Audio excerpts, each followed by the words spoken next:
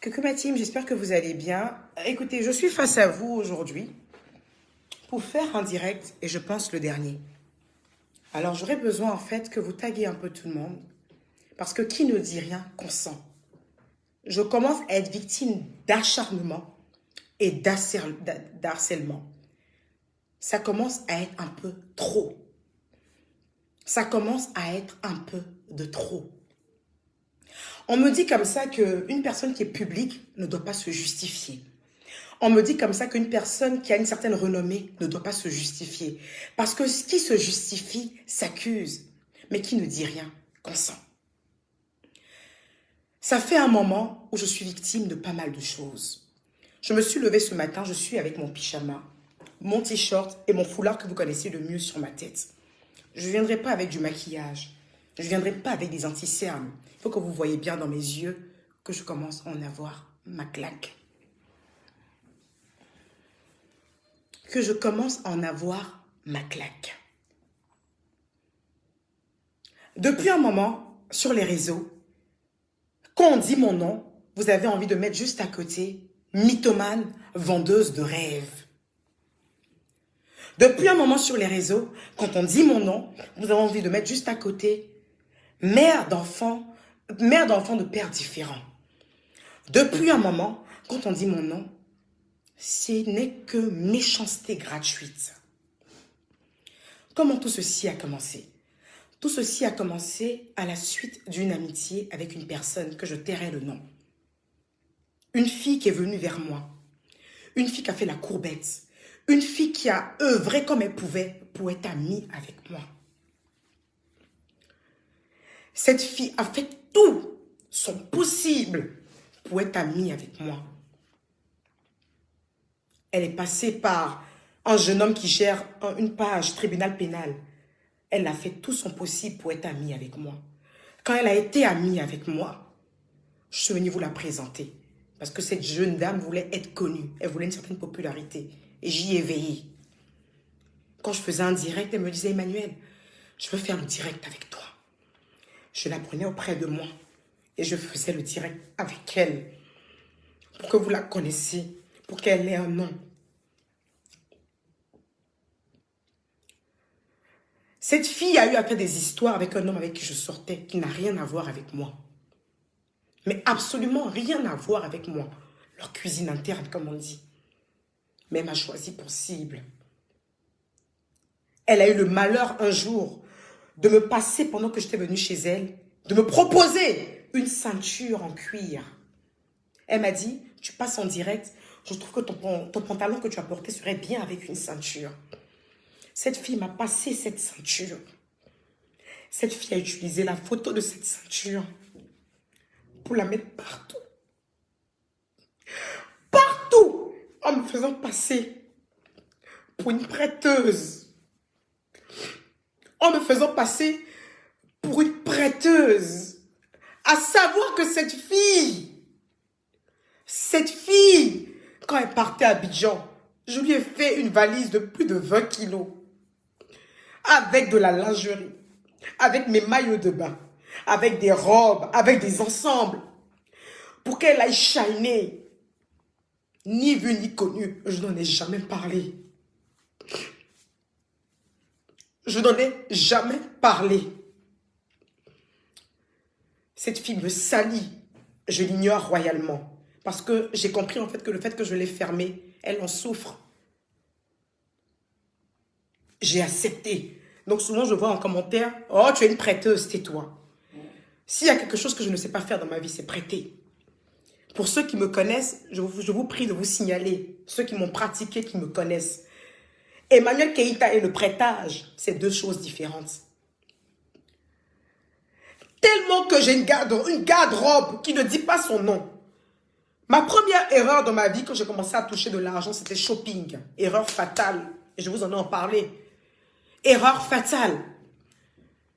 La première chose que j'ai fait comme bêtise quand j'ai commencé à avoir beaucoup d'argent, c'est me mettre à fond dans le shopping.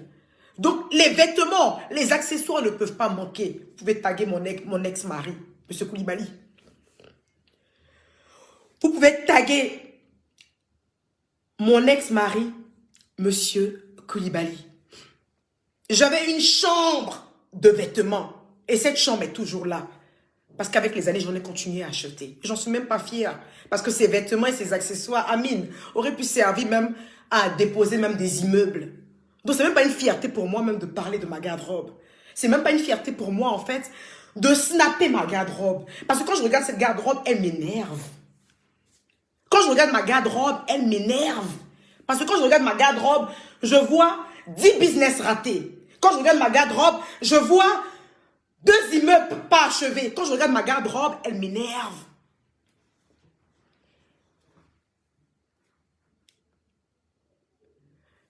Quelqu'un s'est levé un matin, ça faisait peut-être une semaine que je m'étais séparée d'un homme.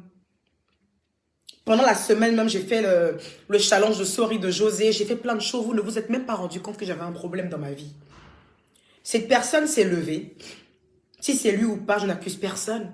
Et une page dont je tairai le nom parce qu'elles n'ont même pas vraiment d'abonnés, s'est levée, commençait à dire oui, Emmanuel Keïta s'est séparé de son homme et elle est en train de chercher à recoller les morceaux avant qu'on dise que elle n'a plus la Range Rover. Comment vous pouvez mentir autant? Je n'ai jamais connu, je n'ai jamais dit sur une page, sur un snap, par écrit, oralement, virtuellement, je n'ai jamais dit posséder une Range Rover. J'ai une voiture, j'ai une Mercedes. J'ai une voiture, j'ai une Mercedes. Je n'ai jamais dit posséder une Range Rover. Je vous ai laissé spéculer. Mais après, trop c'est trop. Au début, on en rit. On dit, mais qu'est-ce qu'il raconte même? On en rit, on en rit, on en rit, on en rit, on en rit. Mais à un moment, ça suffit. Je n'ai jamais dit posséder une Range Rover. Je n'ai jamais dit posséder une Range Rover. Montrez-moi un écrit. Montrez-moi un truc où j'ai dit posséder une Range Rover jusqu'à ce qu'on me l'arrache. À quel moment? J'aimerais bien qu'on me le dise. À quel moment? À quel moment j'ai dit posséder une Range Rover?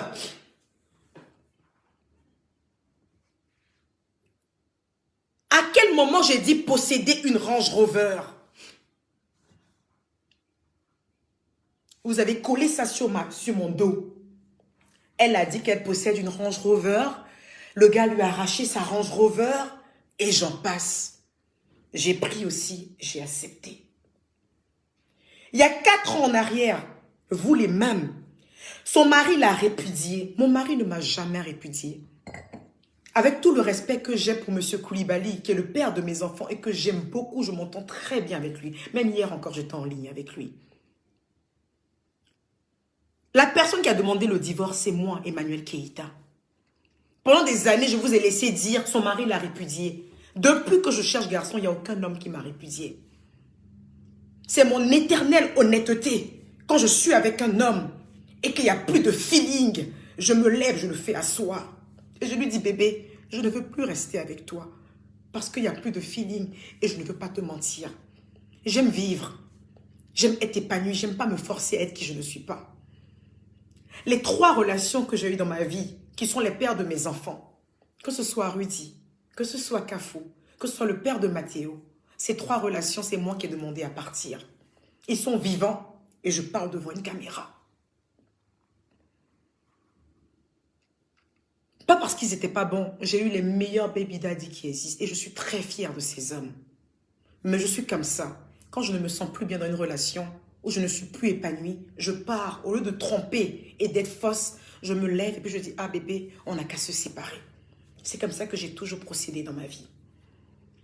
Je vois sur les réseaux, tu n'arrives pas à gérer un foyer, on te chasse à chaque fois. On ne m'a jamais chassé dans un foyer. Jamais. C'est moi qui suis toujours partie et j'ai toujours gardé de très bons rapports avec les pères de mes enfants parce que j'ai toujours été une femme honnête. Quand j'ai un souci, j'appelle les pères de mes enfants. Je n'appelle pas de camarades. Quand j'ai un souci, je n'appelle pas des amis ou des potes. Le moins de soucis que j'aurai, j'appelle mes 3 baby daddy. Et ils sont toujours là pour moi. Parce qu'ils savent ce que je vaux. Vous vous levez, vous vous mettez sur des pages et vous dites, quelqu'un crée un faux profil et il écrit, tu es babysitter à Paris. Et vous capturez et vous en faites un buzz. Être babysitter, ce n'est pas grave. Mais ce n'est pas mon cas. Vous vous levez et vous dites aussi que, Amine, que je n'ai pas de papier. Mes 3 enfants sont français. Mes 3 enfants sont français. C'est moi qui ai fait un snap où je disais à ma communauté, putain, je ne peux pas voyager. Parce que en ce moment, la préfecture, les rendez-vous pour renouveler les titres de séjour sont hyper longs. C'est moi qui en ai parlé. Parce que je suis quelqu'un de vrai. Je suis quelqu'un de spontané. C'est moi qui vous ai parlé de cas de séjour sur mon snap. C'est pas une information que vous êtes allé chercher en fait. C'est moi qui en ai parlé. Sur mon snap. Ceux qui vivent en France en ce moment savent que pour renouveler ta carte de séjour, c'est hyper long. Je n'ai pas de problème de papier, je suis en France. Mon dernier voyage date de mai. Je venais de rentrer à peine de New York, que ma carte se périmait et que les préfectures fermaient. Mon prochain rendez-vous, c'est dans 2 jours pour récupérer encore ma carte de 10 ans. Pourquoi vous êtes méchants? Pourquoi vous êtes si méchants?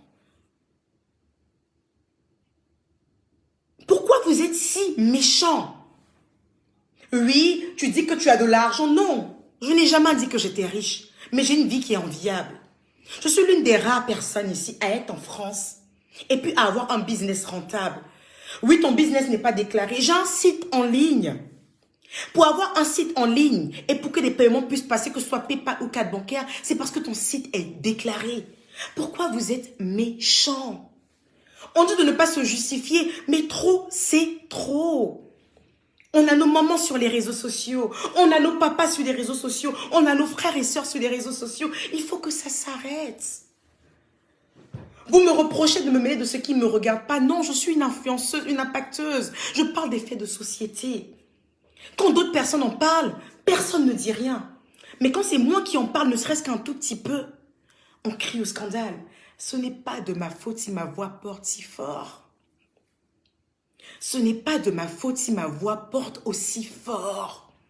C'est pas de ma faute si tout le monde parle d'un sujet et que quand moi j'en parle, ça retentit aussi bruyamment. C'est pas de ma faute, c'est mon aura. C'est pas moi. C'est pas de ma faute. Si une personne parlera du 3e mandat et que personne ne va écouter et que comment je vais dire boy move, c'est toute la toile qui est en effervescence. C'est pas de ma faute. C'est mon aura. Les sujets dont j'en parle, tout le monde en parle. Mais à mon tour, ces sujets à polémique. Ce direct que je suis en train de faire est le dernier direct que je ferai sur Facebook. Vous avez pu constater que je ne fais plus de direct. Mon équipe managériale m'a dit, ouais, fais pas ce direct, ça va te rabaisser ou quoi que ce soit. Non, je suis quelqu'un de vrai et de spontané. J'ai eu besoin aujourd'hui de vous parler et je n'effacerai pas ce direct. Il va rester sur ma page. Vous allez l'écouter, l'enregistrer autant de fois que vous le pourrez. Je ne veux plus qu'aucune page people, à l'exception de First Magazine, le vrai First Magazine qui a 2 millions et quelques d'abonnés, ne parle de moi. J'ai signé un contrat avec eux. Plus aucune page n'a le droit de parler de moi, que ce soit en bien ou en mal. Plus aucune page ne doit parler de moi. La prochaine page qui parlera de moi aura une plainte dans le cul et sa page sera fermée. C'est à ce moment-là vous saurez qui je suis. C'est à ce moment-là vous saurez qui je suis. J'ai vu plein de choses sur les réseaux. Telle personne se lève, les vendeuses de rêves, les vendeuses de rêves, les vendeuses de rêves. De quel rêve parlons-nous? Écrivez-moi en message quel est le rêve que je vous ai vendu. Le fait d'attraper un verre et de siroter, c'est du rêve. Mais attrapez donc votre coupe et sirotez-la.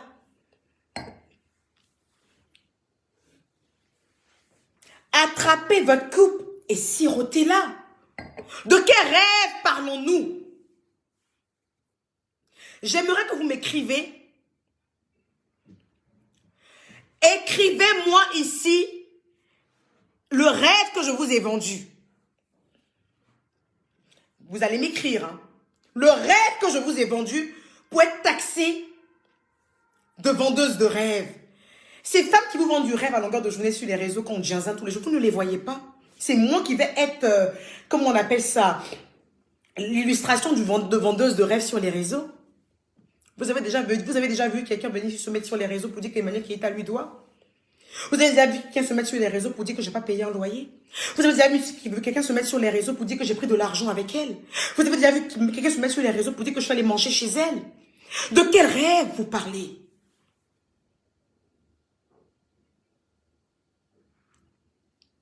De quel rêve vous parlez?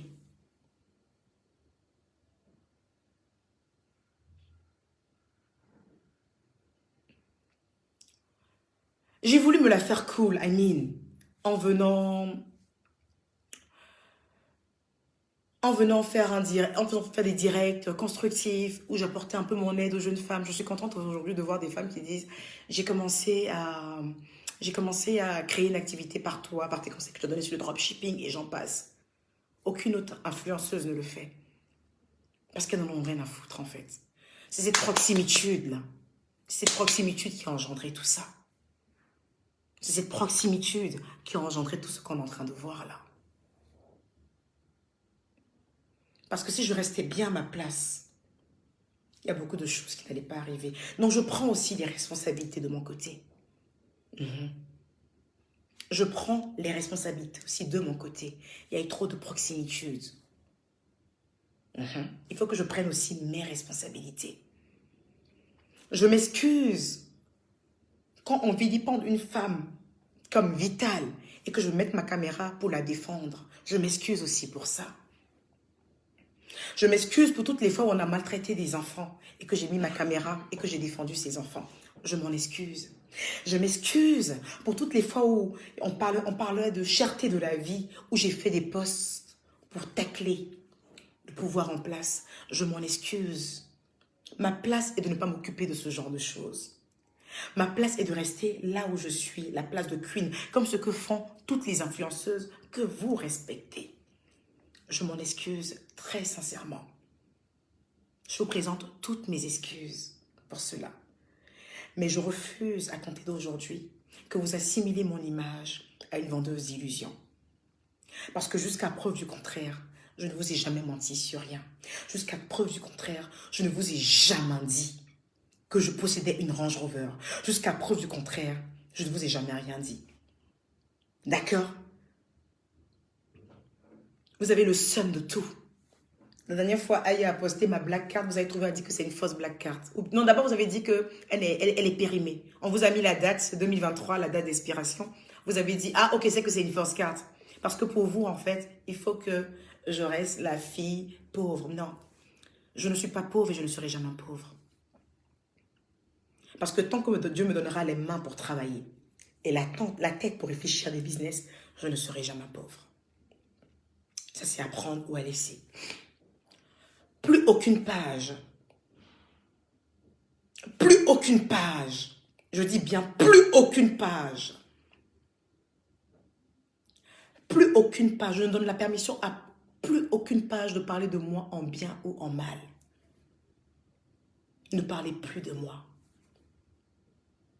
Ne parlez plus de moi. Ne pensez pas que j'allais venir vous faire un direct, en fait, où j'allais me la jouer très forte, avec un maquillage dégoulinant, avec une belle perruque. Non. Je viens avec mon pyjama, avec les larmes dans mes yeux, pour vous dire à quel point j'en ai marre de ces mensonges. pour vous dire à quel point j'en ai marre de ces mensonges.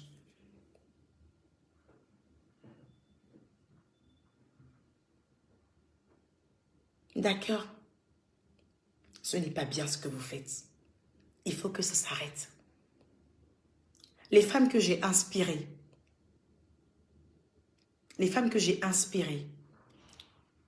je continuerai à vous inspirer au travers de mes snaps et au travers de EK Paul Business & Co. Si vous avez besoin qu'on vous inspire, si vous avez besoin qu'on vous accompagne dans une activité, vous allez contacter nos services de prestation. J'ai fait ce que j'ai pu. Mais j'ai des enfants qui me regardent. J'ai ma mère qui est sur les réseaux et j'ai ma famille qui est sur les réseaux. Je ne vais plus accepter qu'on me salisse comme on le fait. Je suis quelqu'un à la base qui s'en fout beaucoup. Je suis quelqu'un à la base qui tape beaucoup l'œil.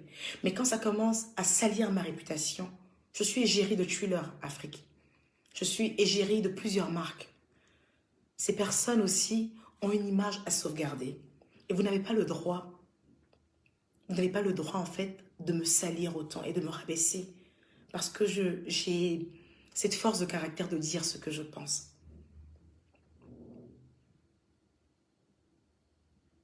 D'accord? Vous n'avez pas le droit de me salir parce que je dis haut et fort ce que les gens disent bas. Vous n'avez pas le droit de me coller des étiquettes.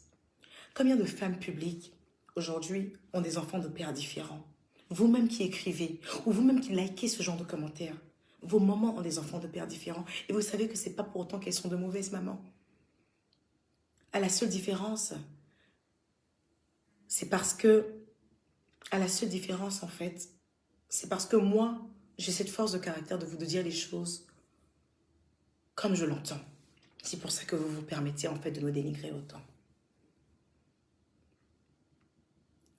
Je me suis réveillée ce matin et quand j'ai vu, on m'a envoyé une énième fois une capture d'écran d'un faux profil qui affirme « Tu es babysitter à Paris, tu travailles avec ma sœur. » Tu te dis « Mais attends, comment des gens peuvent faire des captures et le mettre sur une page ?» Pourquoi vous voulez forcément mettre cet esprit de pauvreté sur ma vie? Pourquoi vous voulez mettre des esprits de négativité sur ma vie? Alors que je vous fais que du bien. Comment vous pouvez vous permettre ce genre de choses? Vous ne réussirez pas à me faire quitter les réseaux. Non. Non. Je continuerai à poster mes photos. Je continuerai à poster mon mood. Mais par contre, ce que j'ai décidé de ne plus faire, et ça, mon manager le sait, j'ai pris cette décision en novembre. Même mon ex-copain avec qui j'étais le sait. En novembre, j'ai décidé que je ne ferai plus réellement de direct sur des sujets à mine. Voilà. Si je dois faire même un direct instructif, ça sera en comité restreint. Et ce sera vraiment des trucs qui seront basés vraiment que sur l'entrepreneuriat. C'est ça que vous avez vu depuis que je ne fais pas de direct. Parce que c'est une décision qui a été mûrement réfléchie. Mais je n'oublie pas ma communauté. Je n'oublie pas ces femmes, en fait, et ces hommes qui se battent tout le temps pour moi, qui sont tout le temps en train de me défendre. Je ne vous oublierai jamais. C'est pour vous, en fait, que je ferai, en fait, des directs à comité restreint, mais pas au vu et au su de tout le monde. On trouvera un moyen de se réunir et que vous puissiez profiter de mon expertise et de mes conseils. Parce que je ne vais pas mélanger tout le monde dans le même panier. Il y a des gens qui m'acclament. Il y a des gens qui m'acclament et qui sont prêts pour moi. Je ne vais jamais vous lâcher parce que d'autres personnes, et qu'il y a un petit panel de personnes, me lancent des cailloux. Je serai toujours la même, Emmanuel, pour vous. Parce que vous avez toujours été là pour moi. Mais je vais juste un peu chambouler la manière de faire. Voilà. On va se créer autre chose, un autre univers pour que vous puissiez toujours profiter de mes conseils et que je puisse être toujours là pour vous, mais sans pour autant m'étaler. Donc, je serai toujours là pour vous. Mais pour le reste, je préfère être un peu à l'écart parce que la proximité a engendré un gros manque de respect. Je mérite le respect au même titre que tout le monde. Au même titre que tout le monde. Je n'ai pas à aller acheter une voiture de plus de 40 000 € pour venir vous la poster parce que je dois paraître bien et digne. J'ai un empire à relever.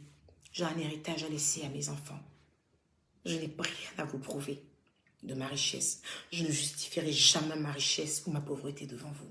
Ce que je vous demande en revanche, c'est d'arrêter de mentir sur moi. S'arrêter de dire des contes vérités sur ma personne, ce n'est pas bien. Les lames versées aujourd'hui, c'est un ras-le-bol. On n'est pas en fer, on est fait de chair. Vous m'avez vu plusieurs fois pleurer pour des histoires qui ne me concernent même pas. Vous m'avez vu pleurer pour la mort d'un enfant. Vous m'avez vu pleurer pour des femmes qu'on rabaisse. Donc, vous devez vous dire que ma propre histoire à moi ne peut que me faire du mal, malgré toute la force de caractère que je dégage. Alors, je vais demander aujourd'hui à ces pages de me coller la paix. Je vais demander à ces pages de me la paix. Je ne veux plus avoir affaire à ces pages. Je n'ai jamais menti sur quoi que ce soit. Ma vie est réelle. Ma vie est faite d'amour. Dans mon joli appartement où je ne dois pas 5 francs, où je paye un loyer chaque fin du mois. Mes entreprises sont déclarées. Mes enfants ne meurent pas de faim. Je ne vends du rêve à personne. Si le fait d'attraper une tasse, un verre comme ça, ou une tasse comme ça, c'est ce que vend du rêve, alors je vous vends du rêve jusqu'à la fin de votre putain de vie. Si c'est ça, vendre du rêve, je vous vendrai du rêve jusqu'à la fin de votre putain de vie. D'accord? C'est tout ce que j'avais à vous dire. Vous ne me retirerez pas des réseaux sociaux. Vous n'allez pas me retirer de ma manière de vivre.